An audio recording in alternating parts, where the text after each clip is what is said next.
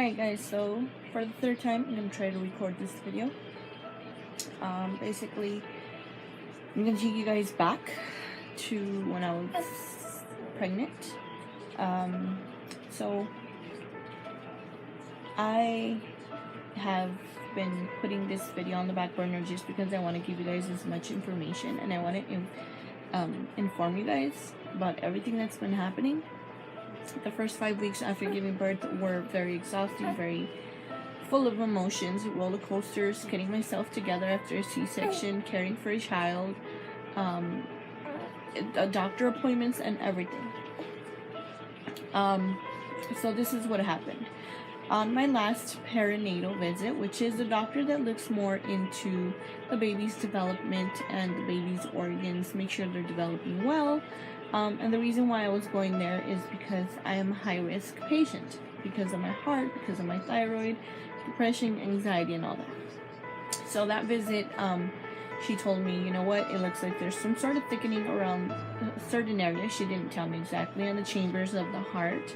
I'm gonna refer you to a doctor so you can get checked out over in UCLA. So I was like, okay, nothing to worry about. It's usually just something that appears, and then next time we check it out, it's gone. Alright, so I didn't get contacted by UCLA till like a whole week and a half later. Gave me an appointment 3 weeks after, so basically like a whole month. And so then came the day that I had to go with the perinatal doctor again, and I let them know that I had not went to my appointment, that it was the next day. So that was a Wednesday. That was the Wednesday that my blood pressure was up, that he sent me to the hospital to get observed by, you know, the doctors and everything there to make sure my blood pressure was not slowly escalating. Well, that was the fail. That was the day that I had her. So my blood pressure kept and stayed high for a while. And so they decided to do my C-section. So that's what happened. Everything happened so quick. Sometimes I forget that I've already given birth, and I'm like, I can't do this, I can't do that, and I'm like, oh shit, I'm not pregnant anymore. I can have sushi now and shrimp. Anywho, so the baby is born, you know, we're born, everything, and so they did their tests. They ran their tests on her to make sure everything's fine. And sure enough, the doctor comes back and says, you know what, the baby has pulmonary stenosis, which is a thickening in one of the chambers that needs to be corrected. Over time, the worst case scenario would be a catheterization, which means they go in through one of her legs, very small incision. We go to her heart, we blow up a little balloon, and we even out the size of the chamber that needs to be fixed. Okay, so that was the worst case scenario. We're gonna keep an eye on her and make sure she's fine. Keep an eye on her, make sure she's not getting blue around the lips, which means, you know, low oxygen levels, because that's what that heart condition does. And so everything was fine. So the doctor's like, all right, let's get an appointment within 2 weeks, and then we'll go from there. So 2-week appointment comes, we get it done, we get an echo and an EKG done, and about an hour and a half later, doctor calls me and he says, all right, it looks like the condition has worsened, it has gotten more severe, and immediately my heart just dropped. My heart just dropped. I had to hold the tears, I had to hold the emotions. I was just like, okay. I didn't want to speak any further because I was holding my tears, I was holding my emotions to cry. So he tells me she got to get her catheterization done, which is a little surgery. So I hung up, I started crying. Basically, it was what I had prayed for my entire pregnancy, was for her to not inherit any sort of heart problem. 1 in 100 children get this, and it's not because of me, which was the first thing I was thinking. Maybe I did something wrong. Maybe I didn't do something right.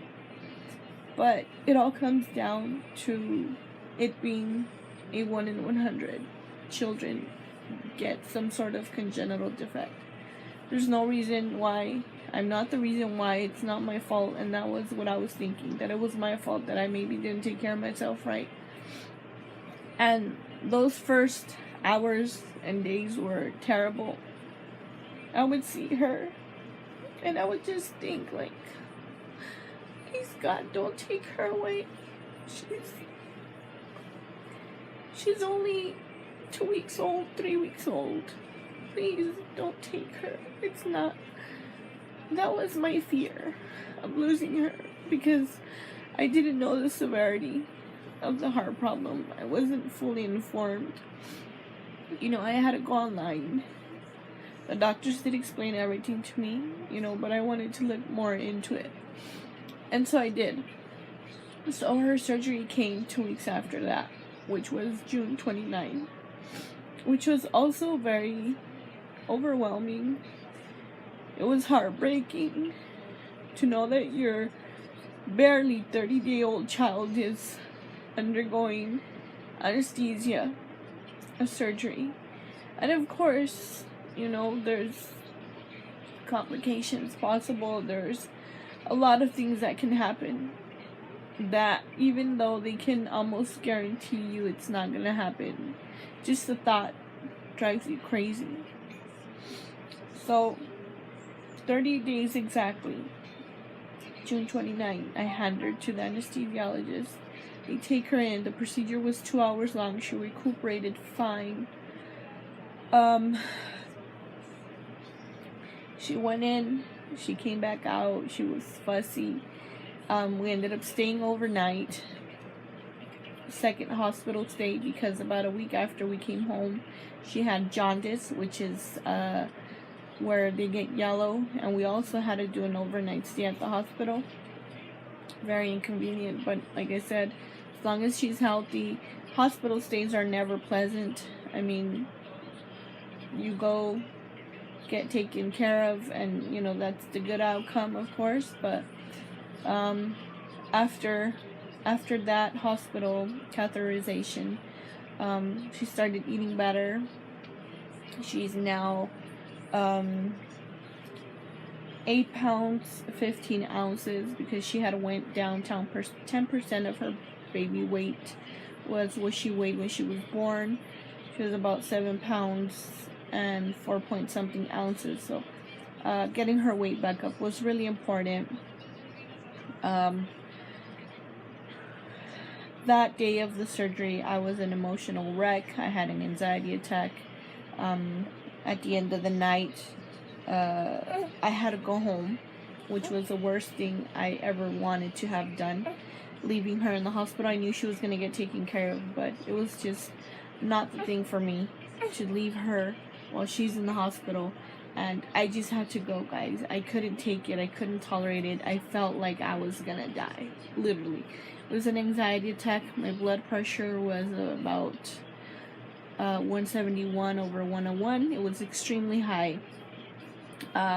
This whole month has been now, we're trying to get back together. Our next appointment is in 3 months, so we're hoping that everything goes well. I will keep praying that this is the only surgery she ever needs.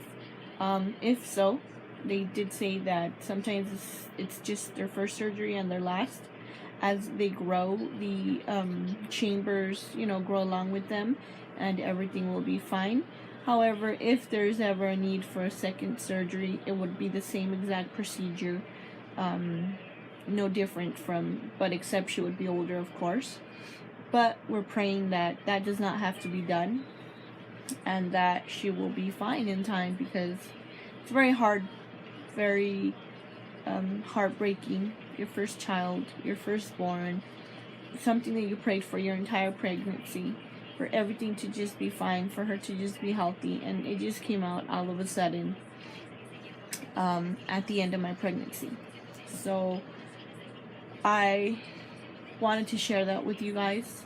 Thank you guys so much for your support, for being there with us. I wanted to let you guys know before I came out with any other content videos of her health, and then be like, wait, what happened? There's a piece missing. So this is that piece of information that you guys will know exactly what's going on. I'm feeling better. I'm doing a lot better. Slowly but surely, our appointments are sparingly being a little further out, because I had so many appointments, so many tests for her, for me, my incision, recovering from a C-section, trying to get my house together, everything, guys. It's an experience, and it's very well worth every moment and every second of, but I wanted to share that with you guys. So thank you all so much. Please keep my little one in your prayers. She just ate. She's pretty much falling asleep. And thank you guys again. We'll see you guys on the next video, which is her third echo and third cardiologist appointment. So I'll see you guys on that one. Bye.